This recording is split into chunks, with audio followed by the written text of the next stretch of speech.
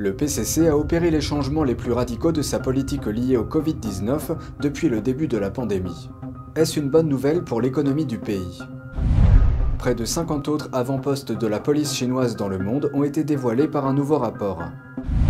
Des responsables politiques américains et australiens se sont rencontrés dans le but de contrer la menace du régime communiste chinois.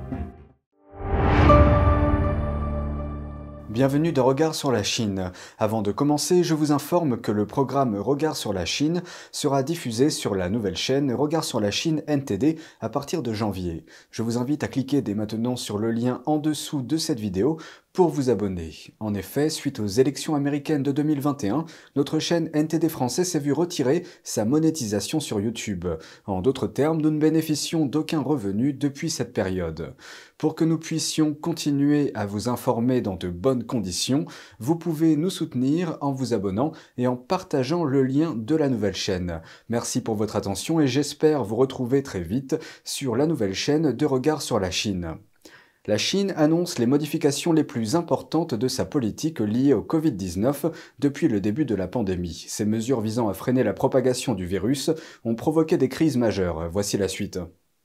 La Chine a annoncé mercredi les changements les plus radicaux apportés à ces sévères restrictions sanitaires depuis le début de la pandémie. Cela fait suite aux manifestations récentes contre ces mesures. L'assouplissement des règles consiste notamment à autoriser les personnes infectées présentant des symptômes légers ou inexistants à rester en quarantaine chez elles et à arrêter les tests de dépistage pour les personnes voyageant en Chine. L'annonce est rapidement devenue le sujet le plus consulté sur le réseau social chinois Weibo. Mais certains ont exprimé des inquiétudes quant au risque accru d'infection. Liang Wanyan, responsable de la Commission nationale de la santé de Chine, a tenté d'apaiser certaines de ces inquiétudes. L'optimisation de la politique n'est pas une ouverture totale sans prévention. C'est une optimisation proactive plutôt que réactive. L'annonce de mercredi est le signe le plus fort à ce jour que Pékin prépare ses 1,5 milliard d'habitants à accepter de vivre avec la maladie. Bien que les frontières de la Chine restent pour l'essentiel fermées, les recherches sur les sites de voyage chinois à l'intérieur du pays ont bondi.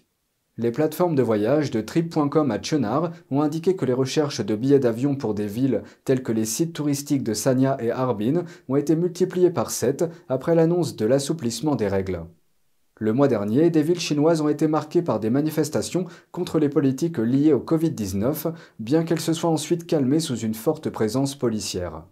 Les villes et les régions du pays ont commencé à annoncer un ensemble de mesures d'assouplissement qui ont alimenté les attentes concernant la suite. Mais cela a déclenché une ruée vers les médicaments préventifs, car certains habitants, notamment les personnes âgées non vaccinées, se sentent plus vulnérables au virus.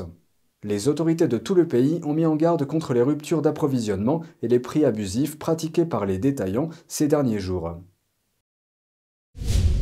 Les kits de dépistage contre le Covid-19 ainsi que les médicaments contre la fièvre et le rhume sont très demandés en Chine. Les habitants craignent que l'assouplissement récent des restrictions sanitaires dans le pays ne provoque une recrudescence des infections.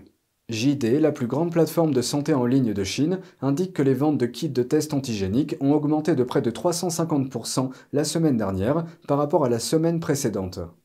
Un habitant de Pékin a déclaré avoir acheté 50 kits de tests, ainsi que des masques N95, du Tylenol et de l'ibuprofène.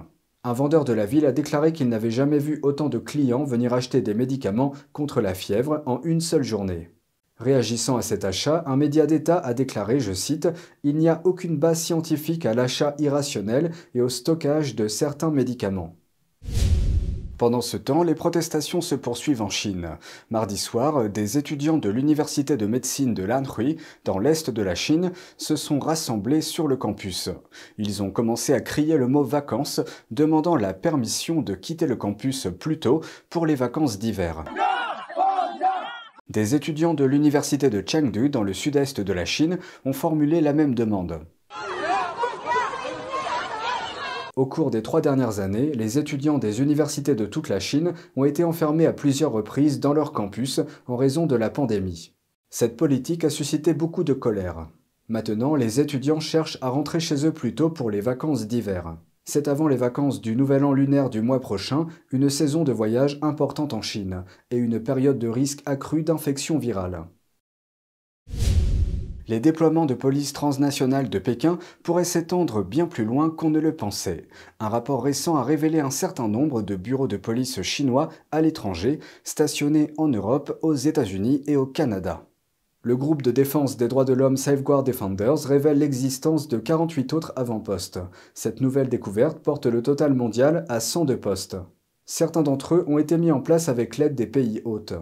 Selon le groupe, les bureaux fournissent des services administratifs aux citoyens chinois bloqués à l'étranger pendant la pandémie. Mais ils servent aussi des objectifs plus sinistres, comme traquer, arrêter et extrader les personnes recherchées par le Parti communiste chinois. Les cibles visées seraient notamment les dissidents en désaccord avec le régime et son dirigeant Xi Jinping. À ce jour, le réseau policier est présent dans 53 pays. Après le premier rapport, Pékin a nié l'existence de postes de police non déclarés à l'étranger. Le PCC a qualifié ces allégations de tentatives de salir la réputation de la Chine. La découverte initiale a suscité des enquêtes dans au moins 13 pays. L'Irlande et les Pays-Bas ont fermé les postes de police découverts dans leur pays. L'Espagne enquête tandis que le Canada a déposé des plaintes officielles auprès de son ambassadeur de Chine. Le directeur du FBI, Christopher Wray, a également exprimé des inquiétudes le mois dernier au sujet du bureau découvert à New York. Les secrétaires d'État et de la Défense des États-Unis ont rencontré leur homologue australien à Washington ce mardi. L'objectif de la réunion était de contrer l'agression croissante du régime communiste chinois dans la région. Le secrétaire d'État américain Antony Blinken a déclaré que Washington allait renforcer sa présence militaire dans la région Indo-Pacifique. Voici la suite. Nous tissons de plus en plus nos alliances ensemble en Europe et en Asie, dans l'Atlantique et dans le Pacifique. Parce que les défis et les menaces auxquelles ces alliances sont confrontées sont de plus en plus interconnectés.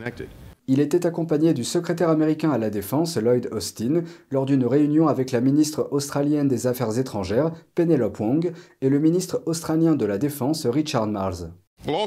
Nous allons également étendre notre coopération en matière de logistique et de soutien, ce qui renforcera notre interopérabilité et créera des capacités plus agiles et plus résilientes. Nous continuerons également à trouver des moyens d'intégrer davantage nos bases industrielles de défense dans les années à venir.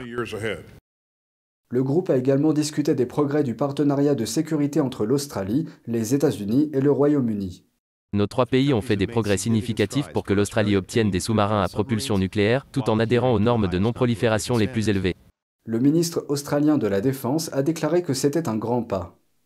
Cela va transformer la position stratégique de l'Australie. Cela augmentera nos capacités de façon spectaculaire.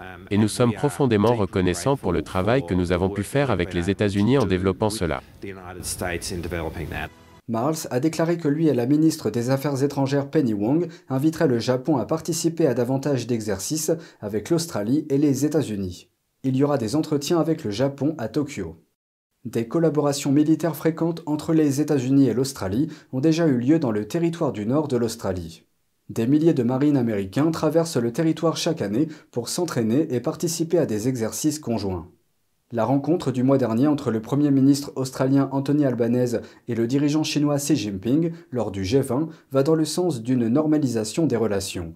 Mais les diplomates australiens affirment que cela ne changera pas la politique de défense de Canberra. Le PCC a réagi à cette rencontre. Il a déclaré qu'il n'appréciait pas la promesse des États-Unis d'accroître leur présence militaire dans cette région. C'est tout pour aujourd'hui, merci d'avoir suivi Regard sur la Chine. On se retrouve lundi pour une nouvelle émission, prenez soin de vous et à bientôt.